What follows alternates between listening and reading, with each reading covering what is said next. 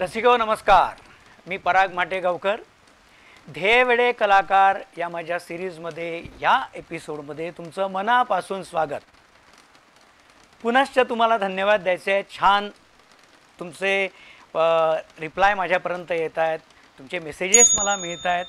असंच चॅनल बघत राहा आणि तरच मी तुम्हाला वेगवेगळ्या कलाकारांना भेटवण्याचा प्रयत्न करेन. रसिको, आपण जेव्हा आपल्या रोजच्या आयुष्यात प्रचंड टेन्शनमध्ये काम करत असतो, स्ट्रेस घेत असतो आणि त्याचा परिणाम शेवटी होतो कशावर? आपल्या तब्येतीवर, कारण आपल्या खाण्यापिण्यावर परिणाम होतो. पण तुम्हाला माहिती आहे का, याच्यावर एक हुकमी इलाज आहे. तो काय? आपल्या इंडस्ट्रीमध्ये असे अनेक कलाकार आहेत की त्यांचा एखादा सिनेमा किंवा एखादा एपिसोड जर बघितला ना, तुम्ही छान हसत हसत झोपू शकता आणि मग काय, दुसरा दिवस छान आनंदात सुरू होतो. अशा कलाकारांपैकीच एक कलाकार आज आपण त्याला भेटणार आहोत. पण तत्पूर्वी चॅनलला सबस्क्राईब करा, दिसलं बटन याच्यावर क्लिक करा. हां, आता आपण भेटूया विनोदाचा बादशाह, आमचा मित्र भारत गणेशपुरे यांना. भारत नमस्कार. नमस्कार. नमस्कार. अखेरीस हा योग जुळून आला खूप दिवसानंतर. खो खोचा खेळ सुरू होता.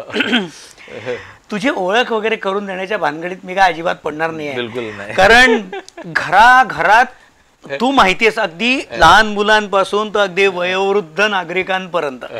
त्यामुळे नुसतं तुला बघितल्यावरच लोक एक्साइट आता झालेले असणार ऑलरेडी. मला सांग, तू तसा अमरावतीचा, हे तर सगळ्यांना आता माहिती आहे.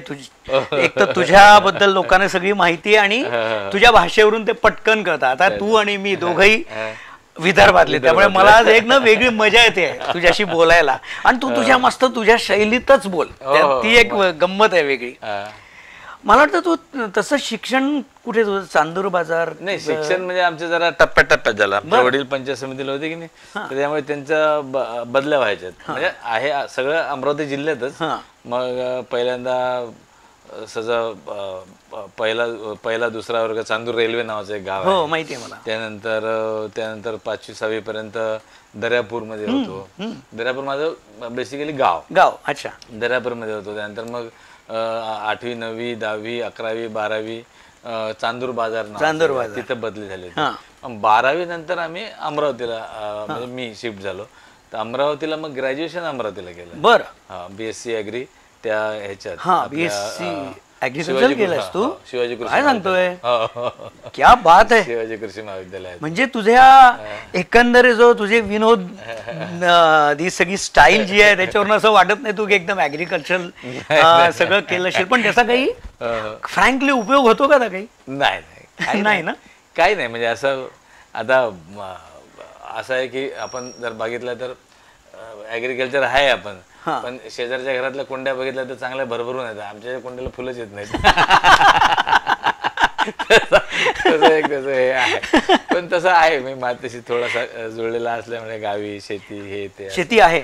मग कधी शेतीकडे जाऊन असं काही फॉर अ चेंज म्हणा, तिथे जाऊन काही करतोस तू? वा करतो मी. असं नेहमीच असतो मॅक्सिमम टाइमला. जसं इकडे शूटिंगचं जरा कमी जास्त असलं ना, मी गावी असतो. मग आमची नाही, माझं तर कमी आहे म्हणा, पण आमच्या काही मित्रांच्या शेत्या आहेत, त्या खूप बहरलेल्या आहेत. त्यांनी काम छान लय काम केलेलं आहे खरं तर. म्हणजे साधे सुधे नाही, मी पुरस्कार प्राप्त शेतकरी आहेत महाराष्ट्र. क्या बात आहे. असे सगळं ते चालू असते मग गावी गेले की.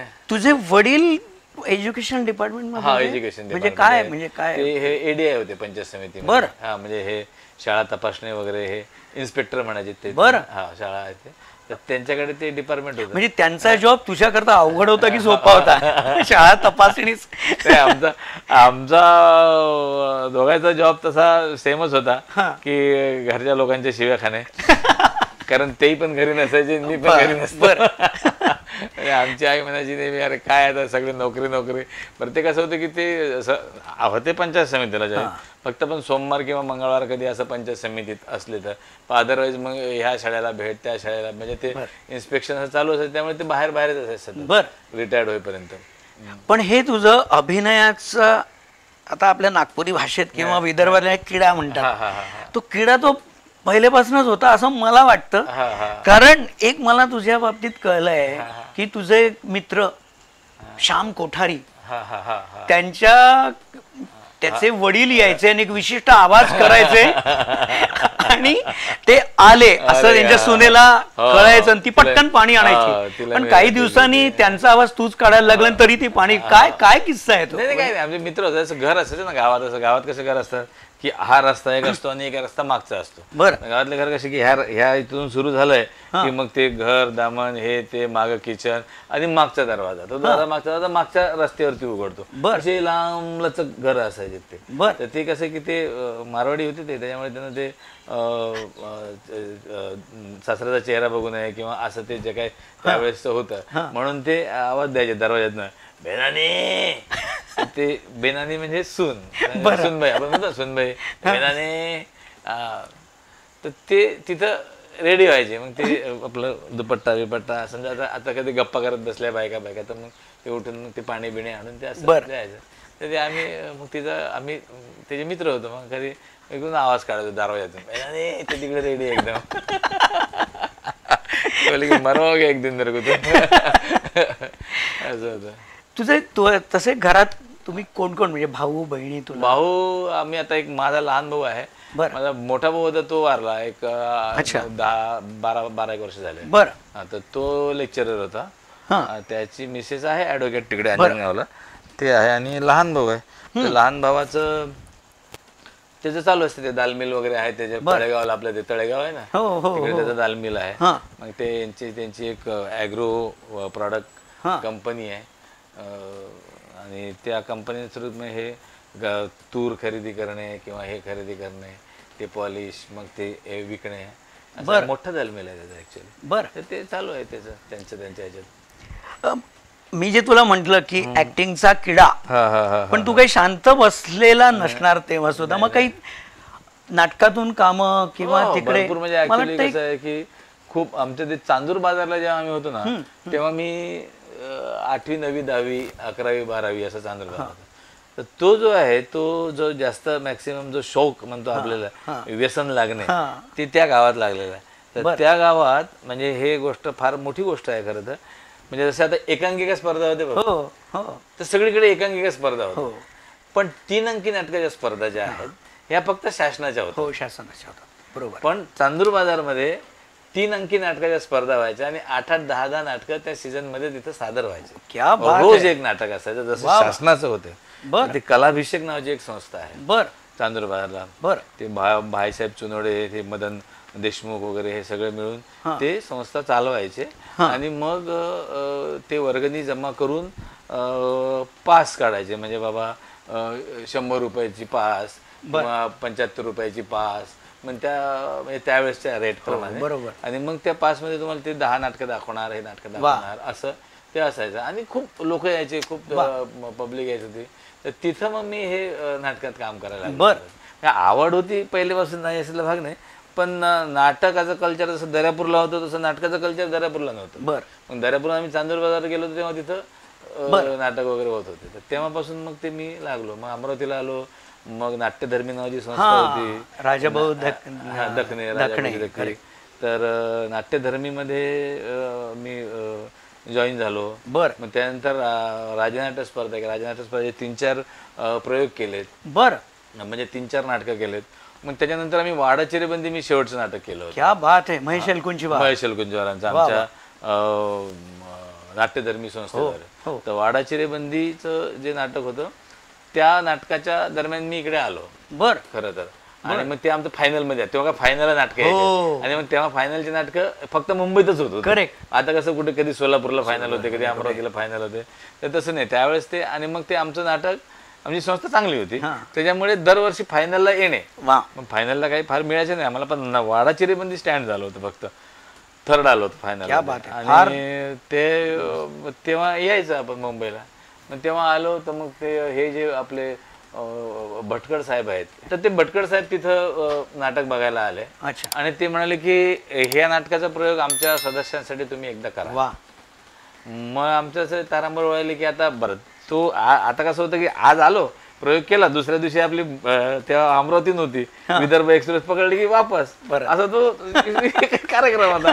तर ते म्हटलं की 2-3 दिवसानंतर हा आपण शो करूया. 2-3 दिवस राहायचं कुठं काय कुठं. आमचे ते सिनियर होते त्यावेळेस, ते बोलत होते ना. तर मग त्यांनी आमची त्या आपल्या बांद्राला ते ट्रान्झिस्ट हॉस्टेल आहे वगैरे ते गव्हर्नमेंटचं, तिथं आमची 2-3 दिवस राहायची व्यवस्था केली. बाकीचे कोणाचे काय ओळखीचे नातेवाईक वगैरे, आपलं तर कोणीच नव्हतं, ओळखीचे नातेवाईक वगैरे होते, तर तिकडे काय काय व्यवस्था केली अशी. आणि त्यानंतर मग रंगशारदाला तो प्रयोग केला आणि त्यांचे सगळे सदस्य आले होते रंगशारदा. तर तिथं त्यांना ते खूप नाटक आवडलं होतं.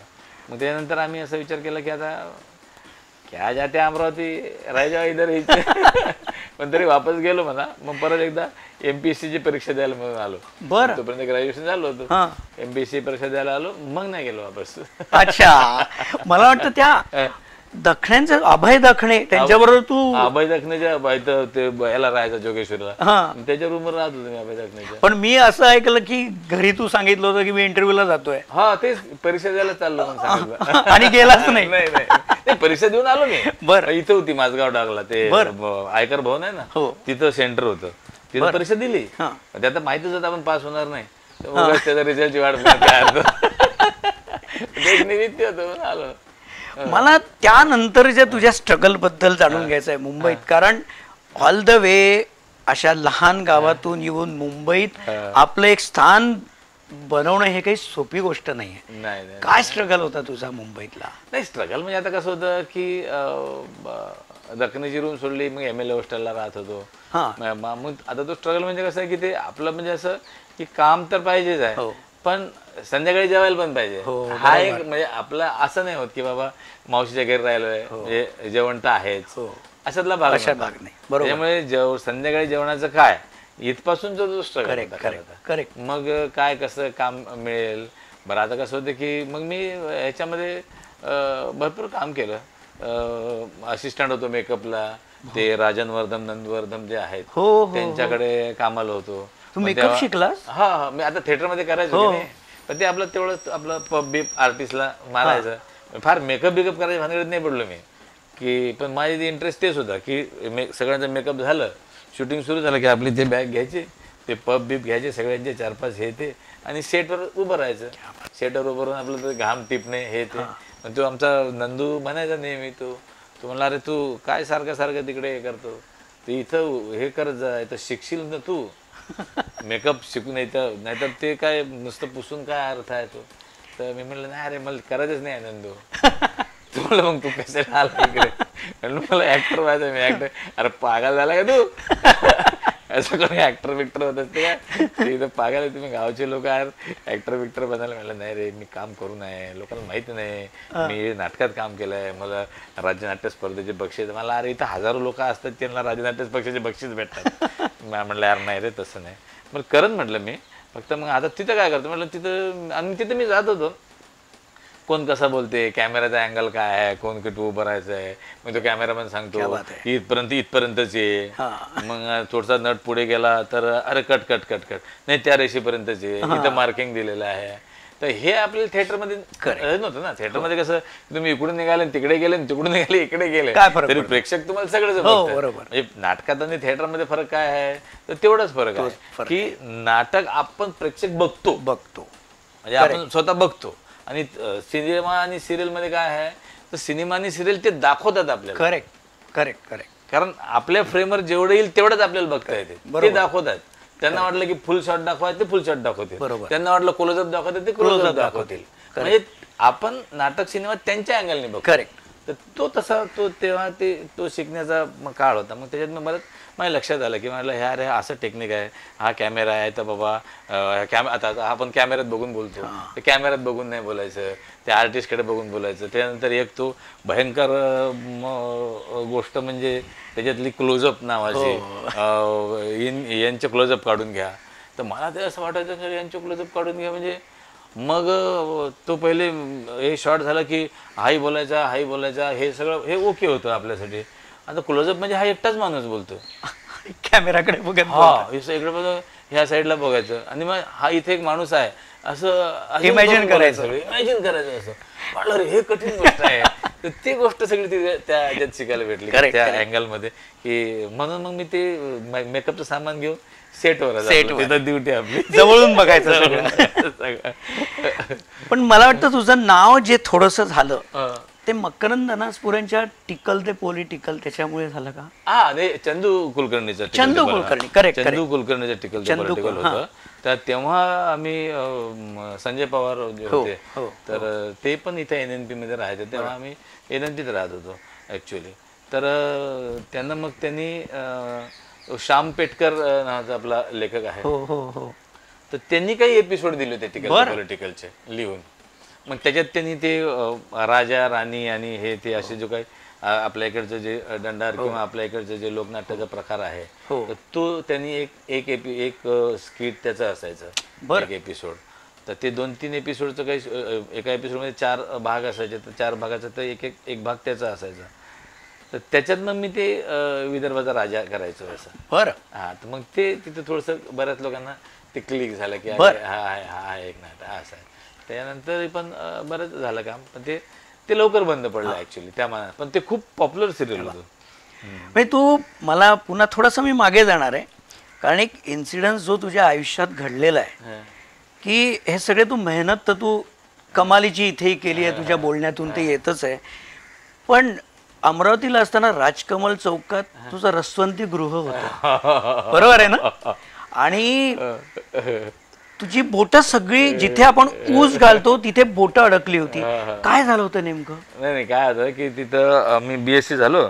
माझं पहिल्यापासून ते डोक्यात एक खूळ की आपल्याला नोकरी करायची नाही. मग नोकरीला कधी अर्ज बिर्ज फार काही कधी केला नाही. बरोबर. म्हणजे मग काहीतरी काम करायचं म्हणून रसवंती टाकली. मग तिथं रसवंती होती. मग आपलं ते मार्केटमधून ऊस आणायचे ते ठेवायचे आणि रसवंती आपली चालू.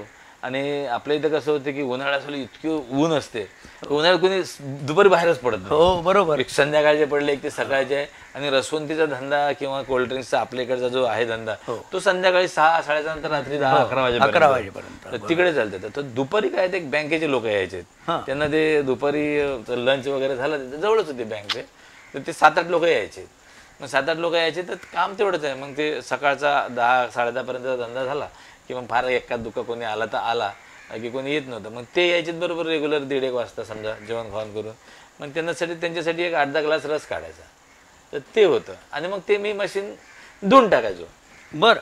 म्हणजे नंतर पाणी बिणी सोडून हे वास नको यायला, माशा नको व्हायला म्हणून ते सगळं धुवून टाकून निवांत. मग डायरेक्टच तुमचं दुकानदारी चालू 5:30-5:45 वाजता चालू होईल. तोपर्यंत काहीच काम नाही.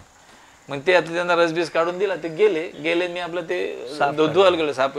असं वरतून इकडे पाणी टाकतो तर लक्षात नाही हे हात कधी गेला त्या ह्याच्यात ते चालू करून. तर ते यायला लक्षात आलं. पण इथंच बटन होतं ते बंद केलं आणि मग ते पूर्ण हे बोट असे तिरपे झालेत ना, ते हे त्याच्यामुळे हे सगळे टाके आहेत ऍक्च्युली. मी असं ऐकलं की 4 बोटांना 80 टाके. हा 80 हे दोन्हीकडून काय झालं असेल ते हे झालं तर तो म्हणजे ते काय चौथा म्हणतो ना आपण, तो जसा ऊस होतो ना तसे बोटाचं झालं होतं असं एकदम. मग ते मग काय सुधारे ना. तर मला वाटलं ते आता कारण अशी परिस्थिती होती की ते बोट तोडावेच लागतील. मग त्या डॉक्टरने बघितलं, फक्त ते काय झालं की ते हाडं जे होते त्याचा चुरा झाला नाही. पण मला असं त्यातही कळलं की तू ते बोट ओढण्यापेक्षा त्याच्यातलं जे डिस्टन्स वाढवू शकतो. ते काय मी पहिले बटन बंद केलं, पहिले डिस्टन्स वाढवलं आणि हलगत तो ओढले नाही बोट. प्रसंगावधान. बाप रे. म्हणजे जसं आणि ते असं ते प्रेस असते ना, असं असं ना, असं ते असे गेलेत ना तर जे हे काढेपर्यंत ते हे करेपर्यंत एकही थेंब रक्त त्यात नाही पडलं. पूर्ण रक्त असं आलं होतं. आणि जसा काढला ना असा हात केला तर पूर्ण ते उशी ते खालचं असं असं पूर्ण इतकं रक्त होतं त्याच्यात. बापरे. मग त्याने 60-70 टाके तरी आहेत कमीत कमी. ते लावले. म्हणजे हाड तो म्हणला की बरे आहेत. तर ते जी मशीन होती ती अशी सरळ याची होती, ती अशी आडव्या याची असती तर मग ते तुटत गेली असते. म्हणजे पूर्ण. आता डॉक्टर म्हणला की अशा केसमध्ये आम्ही कुठून कापायचं एवढंच बघतो, बाकी काय करायला. ते कुठून कापणं योग्य राहील. इमॅजिन करूनच डोळ्यासमोर ते येत आहे. काय भयानक असेल. भयानक होतं ते. मग किती दिवस तुला त्रास झाला? 15 दिवस होतो मी. ते टाके बिके पडले म्हणजे काढले म्हणजे ओके झालं. मग आता ताकद नाही राहिली हातात, म्हणजे ह्याच्यात काय आपण असं उचलू शकत नाही किंवा काही असं हे नाही करत. बर, त्याच्यात ते पण बोट वाचली. मोठं दिसतं कलाकाराची बोट ही किती महत्वाची असतात. तसंच तुझ्या पायावरही गंडांतर होतं, कुठेतरी शिडीवर चढला फुलं तोडायला. खूप टाके लागले मला आयुष्यात. म्हणजे इकडे टाके आहे, इकडे या हाताला टाके आहे, डोक्याला 2-3 टाके आहे. तेव्हापासून फिरल्यासारखं वाटते.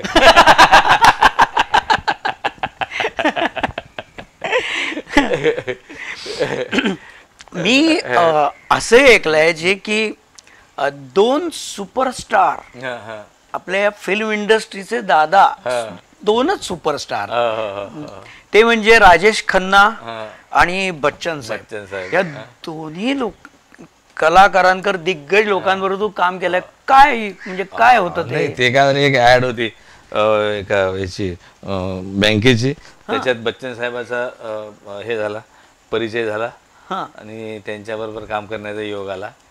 आणि त्याच्यानंतर एक त्याच्या आधीच म्हणजे ॲक्च्युली हे बच्चन साहेबाचा नंतर झाला परिचय. त्याच्या आधी अपने पर्याय नावाची एक सिरियल होती, चॅनल आठवत नाही मला, त्यात राजेश खन्ना काम करायचे डेली सोप होतं. बरं. तर त्या डेली सोपमध्ये असंच मध्यंतरी मी यांच्याबरोबर काम करायचो, अजित दांडेकरांबरोबर त्यांच्या आर्ट डिपार्टमेंटला. तर मग ते काही 1-2 ते घात नावाचा पिक्चर ते ओळखीच झाले. तर मग त्या असिस्टंटला म्हणायचं यार मेरे को काम दे, मैं ॲक्टर हो. तो बोला यार तू ॲक्टर ऐसा ऐसा. मग एकदा मी कुठेतरी चाललो होतो बायोडाटा वगैरे घेऊन, तर मी परत त्याच्याकडे गेलो जाता होता. तिथं शूटिंग चालू होतं त्या मोहन स्टुडिओमध्ये अंधेरीला. तर मी म्हटलं अरे देख नाही यार काय. आता तू नेहमी प्रत्येक वेळेस माझा अरे तू कल आने का था, कल मस्त रोल था एक. अरे म्हणा मेरे को यार बोलते तुझ्या कम से कम कल था. ये क्या मग त्याचं काही बॅग नाही काही नाही, असं खिशात ते पोंगळी त्या बायोडाटाची काय नाटक व्हिडिओ कुठे. ये क्या आहे बोले. मला अरे बायोडाटा आहे मला देखा मेरे को. म्हणजे नाटक इतना नाटक किया तू सच्ची. अरे मला मेरे को आवड है यार ऐसा क्या बात है. अच्छा तू किधर जा रहा है. म्हटलं ऐसे जा रहा था स्ट्रगल करने. रुक जा बोले रुक जा. नाही म्हणलं रुक जा. मग तू घेऊन गेला अंदर. मग त्याने ते दाखवलं डायरेक्टरला हे ते वगैरे. तो डायरेक्टर पर खाली उसको लेके आया, बता मत मैं कौन हूँ. तो इतके मला इधर अच्छा ठीक आहे रुक जा मैं आता हूँ. तर ते डायरेक्टर कोणा ते मला माहिती नाही, त्यानं मला बघितलं. तर म्हणलं हां ठीक आहे एक करेगा इसे डायलॉग वायलॉग करवाले. तर मैं म्हणलं बरं तू किधर काम नहीं तेरे को आज. मेरे कुछ काम ही नहीं तू बता मेरे को फिर एकदम मैं. तो मग त्यानं ते कॉस्ट्यूम वाले बोलवले. हा कॉस्ट्यूम इनको देखो इंस्पेक्टर का ड्रेस देखो इनको इनके नाप का करो. ते घालून बघितलं मग हे काप ते काप आपलं असं इन्स्पेक्टरचा ड्रेस मला एकदम. म्हणलं ओके. मग त्यानं डायलॉग आणले, डायलॉग वाचले हे ते. म्हणलं ओके. मग डायरेक्टर आला. डायरेक्टर म्हणला एक बार मेरे को बोल के दिखाओ आप. म्हणलं ओके. हाँ ठीक है चलो आप बैठो अभी थोड़ा आराम करो आधा पौन घंटा, बाद में शूटिंग करते हैं अपन. तो आज ओके है ना, रेडी है ना, शूटिंग करेंगे ना. म्हणलं वाह करेंगे ना सर क्या बात करेंगे. तो तर मी म्हणलं ओके. तर चलो मग झालं चला शूटिंगचा वेळ चला सेटवरती मेकअप रूममधून ते मोठा हे होता डोम, त्याच्यात ते सगळं सेट बीट लावलेलं होता, हवेलीचा सेट आणि हे ते. तर मी म्हणलं ओके भाई एक बार करेंगे रिहर्सल. और म्हणलं हां बोलो आप बोलो जितनी बार कोई टेन्शन नाही मेरे को. मग परत एकदा ते त्यांनी करून घेतला. तर म्हणलं बोलो चलो बोलो काका को बोलो. यार डोक्यात म्हणलं काका को बोलो म्हणजे म्हणलं राजेश खन्ना तर नाही. म्हणलं तू कशाला येणार इकडे शूटिंग मध्ये. तुला माहिती नव्हतं. नाही. अरे ते सगळं 3-4 वेळा रिहर्सल करून मला ओके काका को बोलो. पण माझ्या डोक्यात काका म्हणजे काका राजेश खन्नाला काका म्हणते ठीक आहे, पण डेली सोप मध्ये काका कशाला येत. आणि राजेश खन्ना ना डायरेक्ट क्या बात आहे. अरे बापरे. मग काय सुधारलंच नाही 2-3-5 मिनिटं. म्हणलं काय करावं यार. म्हणलं तिथे एकदम गडबडून होता आपण.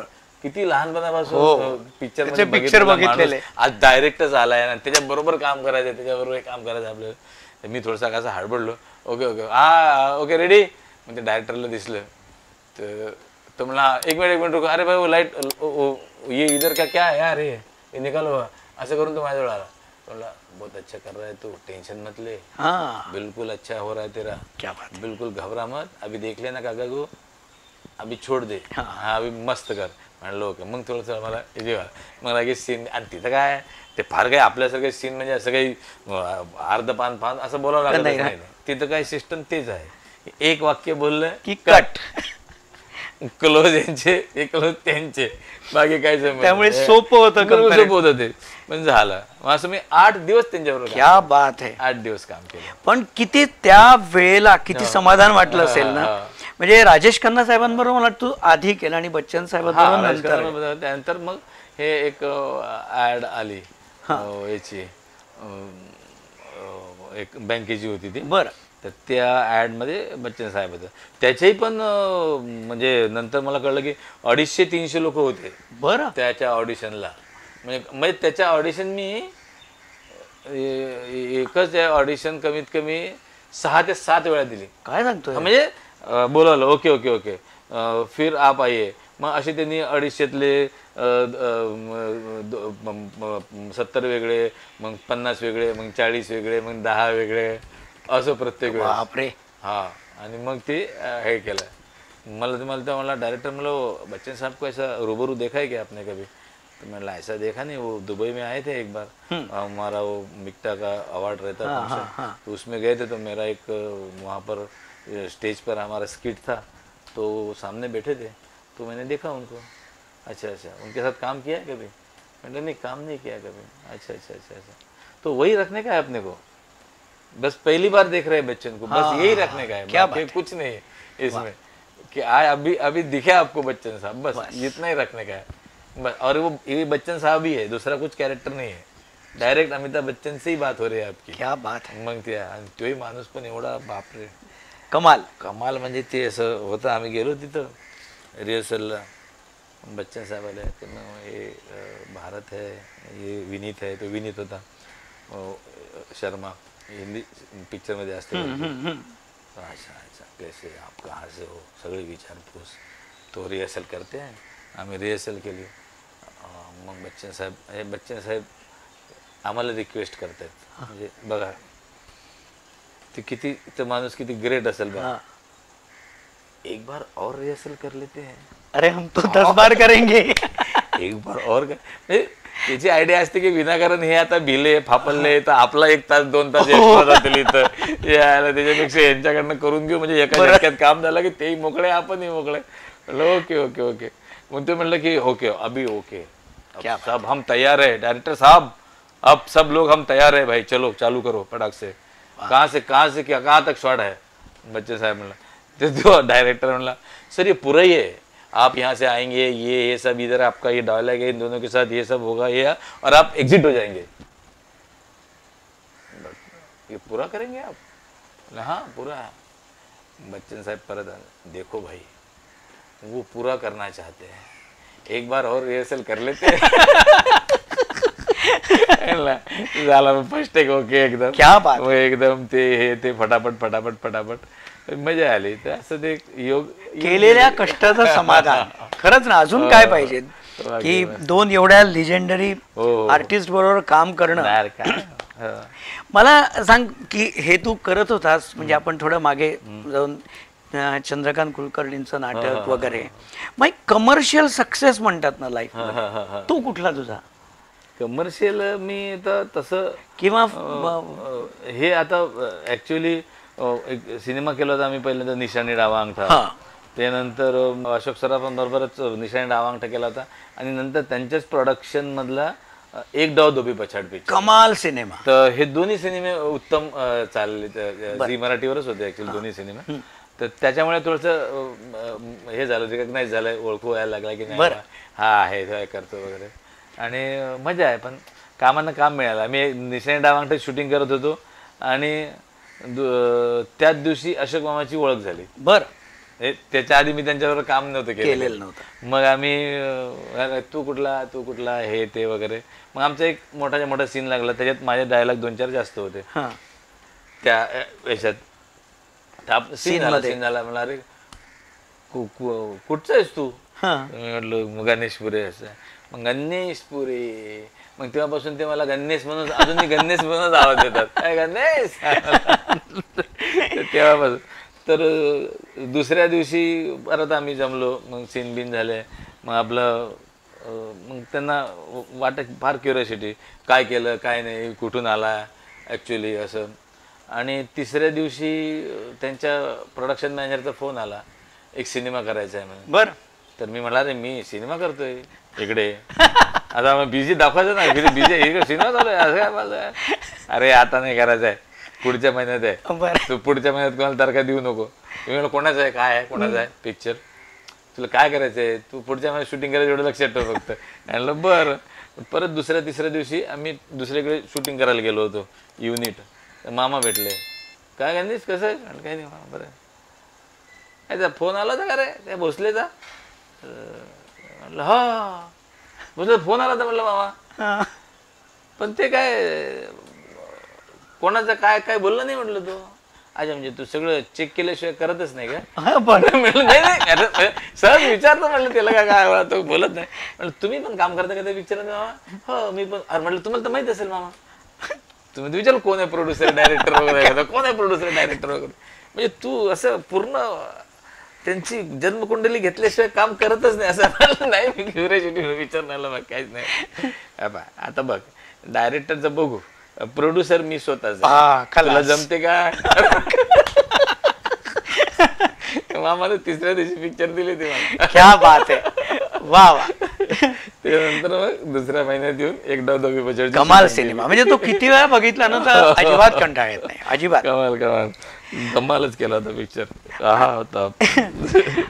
आणि मला वाटतं फू बाई फूचं तू 2 वेळेस विनर आहेस ना. फुबाई फुचा 2. काय शेड्यूल असायचं रे ते? नाही नाही आम्ही तो डॉक्टर साबळे लिहायचा. हा 1-2 स्किट मी स्वतः पण लिहिलेले होते त्याच्यामध्ये. असं लिखाणाचा आपल्याला काही छंद नाही आहे, पण ती एक भट्टी होती. आम्ही मॅक्सिमम काय ठेवलंय असं नॅचरल ठेवलंय अंगविक्षकापेक्षा. म्हणजे ते कसं अशी ते मला कधीच कॉमेडी अशी ती आवडली म्हणजे ते पण एक प्रकार आहे कॉमेडीचा, नाही असं नाही. पण तो काय मला पर्सनली मला कधी आवडला नाही. मी फार कधी स्टेजवर हालत नाही, काही नाही काही नाही. एका जागी उभं राहून आपलं काय बॅटिंग काय बॉलिंग असेल तेवढी आपली करतो. तर ते फू बाय फू मध्ये ते घटलंय. माझ्या जोडील सागर आला. सागर कमाल. अफलातून त्या म्हणजे अजूनही आता 11 वर्ष झाले असेल फू बाय फूच्या याला. 11-12 वर्ष पकडून घे. पण अजूनही त्या युट्यूबवर म्हणा किंवा झी5ला म्हणा हे त्याचे म्हणजे प्रत्येक स्किटचे साधारण 4.5-5 लाखाच्या वरच मी बघतो ना. तर ते खूप हे झालंय. त्यानंतर तिथं खरं तर मोठ्या प्रमाणात आपली वऱ्हाडी भाषा क्लिक झाली. मला त्याच ह्याच्यावर येणार होतो मी मुद्द्यावर की युजली ना जे माझ्यातही झालं की मी नागपूरहून आलो आणि ज्या सर्कलमध्ये आपण वावरतो तर तिथली भाषा नकळत आपण बोलायला लागतो. आता माझ्या बोलण्यात तो काय करून राहिला बे तू, हे माझ्या बोलण्यात येत नाही आता, जे पूर्वी होतं. पण ते तू सांभाळून ठेवलंयस. हे कसं काय म्हणजे तुला. नाही ते काय झालं की जी टिकल ते पॉलिटिकल मध्ये पण मी करत होतो. त्यानंतर हे आणि माझ्या असं लक्षात आलं की वऱ्हाडी भाषेचा तसा वापर झाला नाही इंडस्ट्रीत जसा पश्चिम महाराष्ट्र आहे किंवा मराठवाडा पण बऱ्यापैकी काही प्रमाणात आहे. पण असा प्युअर वऱ्हाडी म्हणजे 1-2 आमच्या लहानपणी हे डॉक्टर श्रीराम लागूंनी संत गाडगे महाराज सिनेमा केला होता. तर त्याच्यातली ती भाषा पण ती अशी पूर्ण अशी वऱ्हाडी नव्हती. त्यानंतर मग आलीच नाही. मग असं लक्षात आलं की हे होऊ शकते, हे भाषा हे आपण व्यवस्थित जर वापरली तर लोकांना हे आवडू शकते. मग बऱ्याच काथ्याकूट ते समजेल का म्हटलं तुम्ही समजायचं भानगडीत पडू नका, कारण शब्द काही फार अशी वेगळी नाही आहेत. करेक्ट नाही आपले काही शब्द आहेत टिपिकल. तर म्हटलं आपण त्याला पर्यायी शब्द वापरू, फक्त लहेजा घेऊन जाऊ. मग ते आवडलं. आता आपल्याकडे कसं आहे की समजा एखाद्याला म्हटलं का काही नाही यार रात्री झोपलो होतो तर मामूजी घुसला. आता मामूजी घुसल्या म्हणलं लोक परेशान होतात, काय घुसलं नेमकं. मग लोकांचं कसं होतं की असे काही शब्द वापरले तर लोक डाय होतं, काय घुसलं बोललं काय घुसलं काय. त्याच्यात त्यांचं आपले पुढचे सगळे 7-8 डायलॉग जाते. म्हणून मी काय केलं ते एक सोपं केलं, म्हणजे लहजा ठेवला. आपण काही नाही का रात्री झोपलो होतो आणि डायरेक्ट उंदीर घुसला ना. तर आता कसं तेही समजलं हेही समजलं म्हणजे पब्लिक डायव्हर्ट नाही होत. ते क्लिक झाले. मग काही खूप टिपिकल शब्द नाही वापरले, वापरले. पण नंतर नंतर मग जसं जसं वेळ भेटत गेला किंवा एखादा वापरायचा जो शब्द असेल बाबा, तर मामोजी घुसला, मग मग समोरचा मामोजी म्हणजे उंदी. अरे वा, बरं झालं तुमच्याकडे मामोजी म्हणते, आमच्याकडे सासरे मामोजी म्हणते. ते पंच काळात पोचलं, हेही पोचलं. पण नाही, त्या भाषेचा एक गोडवा वेगळा आहे. आमच्या केतकीने तानी फिल्म केली आहे, एक भाषा छान गोडवा आहे त्याचा एक. आता मला तुझ्या मुख्य म्हणजे पहचान म्हणजे फू बाय फू मधून तर तू पोहोचलेलाच होता लोकांपर्यंत. चला हवा येऊ द्या, त्याबद्दल मला छान जाणून घ्यायचं आहे. म्हणजे ना, सामान्य प्रेक्षकांना प्रश्न काय पडतो की एखादा आर्टिस्ट आला, समजा अजय देवगण आहेत किंवा हिंदी इंडस्ट्रीतले लोक येतात, तर तुम्ही त्यांचं कॅरेक्टर घेऊन एक तुमचं स्वतःच एक सिनेमा बनवता. कधी तुम्हाला स्क्रिप्ट मिळतं काय? मला थोडं ना हे सगळं जाणून घ्यायचं तुझ्या. स्क्रिप्ट आता असं आहे की ते जरा गोंधळच होता सगळा. तो डॉक्टर लिहायचा आणि बरेचदा असं व्हायचं की बाबा केतकी माडेगावकर येते, मग तिचं सगळं काढायचं, तिचे सगळे सिनेमे काढ, तिचं हे काढ, तिचं काय कुठे शिकली, हे बरेचदा असं होतं. आणि मग हे सगळं काहीतरी तयार करायचं. आणि आज शूटिंग आता सुरू होणार 3-4 वाजता दुपारी, कधी 6 वाजता. तर मग 2 वाजता कळतो का अरे केतकीचा काहीतरी प्रॉब्लेम झाला. केतकीचं आईचं केतकीचा, मग आता कोण आहे उरलेलं, मग हा आहे, मग तो आहे, मग त्याच्यावरती काहीतरी मटेरियल का, असं बरेचदा होतं. फक्त मॅक्सिमम काय जे काही फिक्स होते की ते येणार आहेत. आणि नंतर बरेच लोक असं होते की हा येतोय नाही येत असं. पण स्क्रिप्ट जे आहे हे मॅक्सिमम टाइमला तुम्हाला त्याच दिवशी, बापरे किती पंचायत होत. त्याच दिवशी, म्हणजे त्याच दिवशी. नंतर बरेचदा असं झालंय की आता वेळेवर काहीतरी जायचं, एखादी एंट्री मारायची, तर मग असं अरे ते काय नाही, एक एंट्री मारायची, एक एंट्री, अरे काय काय काय तुम्ही चेंज करून येणं सांगतो. डॉक्टर म्हणाले तुम्ही चेंज करून येणं सांगतो. अच्छा बरं. मग आता हे असं आहे, त्याच्यात 1-2-3 असे, याच्यावरती 1 पंच मारून, याच्यावरती 1 पंच मारून जायचं असं. तर आम्ही अशी पंचेस तुम्हीच ठरवता? नाही, सांगायचं बाबा याचा हा सब्जेक्ट आहे, याची ही फिल्म आली, त्यात असा किस्सा झाला वगैरे वगैरे, तुम्ही करा मग चालू त्याच्यावरती असं. बापरे किती असं ते होतं. आणि बरेच खूप उत्स्फूर्त कार्यक्रम होता ऍक्च्युली. स्क्रिप्ट असायची तयार, नाही असं नाही, पण बरेचदा काय होतं स्क्रिप्ट मधले जे आपण ज्याच्यावरती मेहनत केली आहे त्यातलं 1-2 जण गायबच असायचं. अरे नाही बाबा मला काम आलं, मला हे आलं, मला ते आलं. मॅक्सिमम पहिले 2-3 वर्ष तर फार उत्सुक असायचे लोक आमच्याकडे यायला. पण नंतर मग प्रत्येकाचं काय, बरं आता कसं होतं की आपली इंडस्ट्री छोटी आहे, एक माणूस 4-4, 5-5 वेळा येऊन गेलेला, त्याला वाटतं ठीक आहे यार आता नाही गेलो तरी चालतंय. ते असायची उत्सुकता यायला. पण जे त्यांचं आता हार्डकोर, समजा एखाद्याचं शूटिंगच असेल, एखाद्याच्या घरी काही झालंच असेल, तर मग ते येऊ शकत नाहीत. मग हे आधी माहीत पडलं तर आपण दुसरं काहीतरी करतो. पण बरेचदा होतं असे. पण ते म्हणजे मजा यायची. पण ते सगळं करताना पण अशी काही फार भीती अशी काही वाटत नव्हती ऍक्च्युअली. मला डाव आहे तो टाकला पण फार सुंदर एक खेळवून ठेवणं लोकांना. आणि हिंदीच बघा, असं पहिले असं वाटायचं कपिल शर्माच्या शो मधनच प्रमोशन एक होतं, पण मराठी प्लॅटफॉर्म तो तुम्ही क्रेडिटेबल काय आहे, मराठी आर्टिस्ट सगळे मोठे येणारच. पण सलमान खान, शाहरुख खान वगैरे ही लोक सगळी मराठी शोला येऊन प्रमोशन आपल्या सिनेमाचं करणं ही खूप मोठी गोष्ट आहे.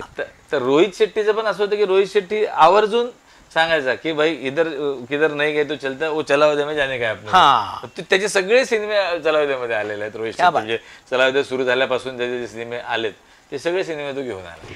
हे स्किट करत असताना किंवा एखादा कॅरेक्टर आता तुम्हाला सांगितलं आहे की आज रोहित शेट्टी येणार आहे, असं XYZ कुठला कॅरेक्टर करताना तुला थोडंसं कठीण गेलं किंवा जास्ती स्टडी करायला लागला? नाही असं काही नाही. मी ऍक्च्युली मिमिक्रीचं माझं काही फार अंग नव्हतं असं, पण मी ते नाही करायचो कधी.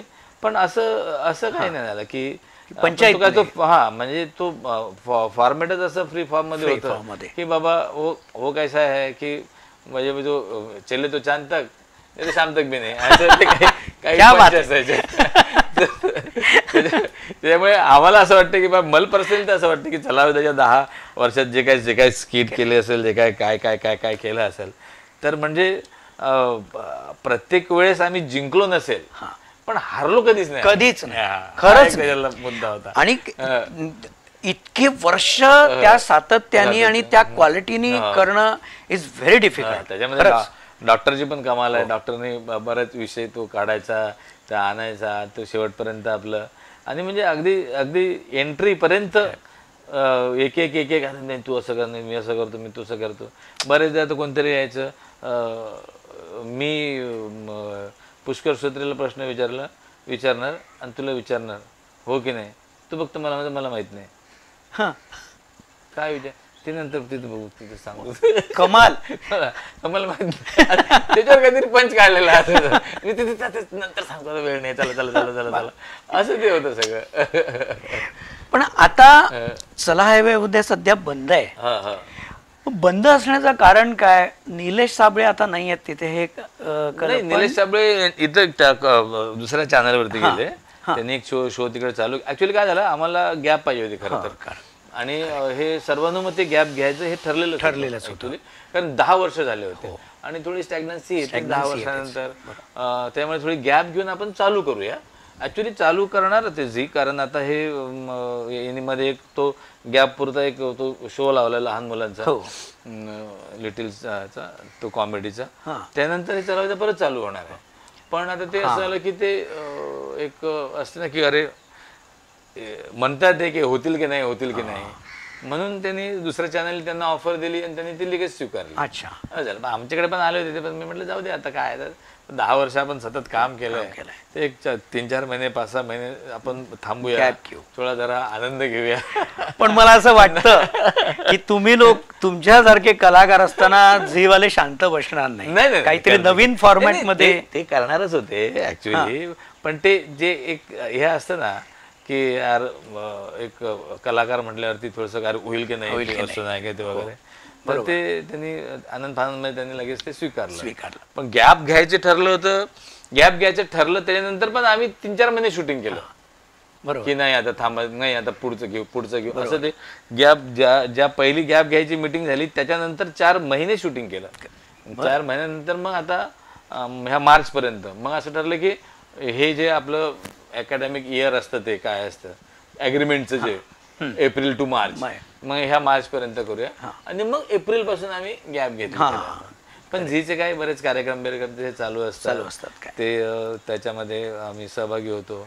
आणि असं होतं की सिनेमे करायसाठी म्हणा किंवा नाटकं करायसाठी म्हणा एक वेळ पाहिजे, तर तो एक भेटून जातो आपल्याला.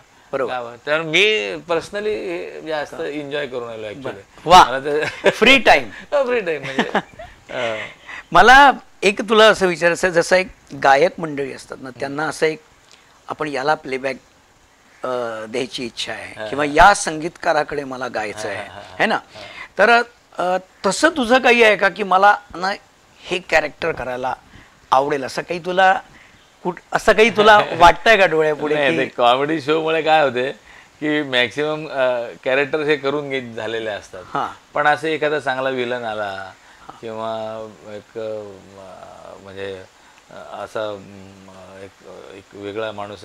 मला ना ऍक्च्युली मला परेश रावल माणूस खूप आवडतो. त्याचे जे काही सगळे ते कॅरेक्टर्स असतात ना, तर त्याच्यासारखं आपल्याला ते काहीतरी करता आलं पाहिजे किंवा काहीतरी भेटलं पाहिजे. परेश रावल कसं आहे की नेहमी मी बघतो परेश रावलला, तर परेश रावल जेव्हा एंट्री होते तेव्हा आपण म्हणतो परेश रावल आलाय, आणि एक 5-10 मिनिटांना आपण विसरून जातो की हा परेश रावल आहे. Correct character. हा तो मग आपल्याला ते बाबूबाई दिसेल किंवा त्याचं जे काही त्यांनी ते काही तेजा दिसेल, तो आपल्याला मजबूर करतो की तुम्ही आता परेश रावल म्हणून माझ्याकडे बघू नका. करेक्ट. तर असं काहीतरी असं एक कॅरेक्टर असं आलं पाहिजे की लोक असं नाही बाबा हा माणूस हरामीच आहे, हा माणूस खूप गोडच आहे, असं काम करावं असं वाटतंय.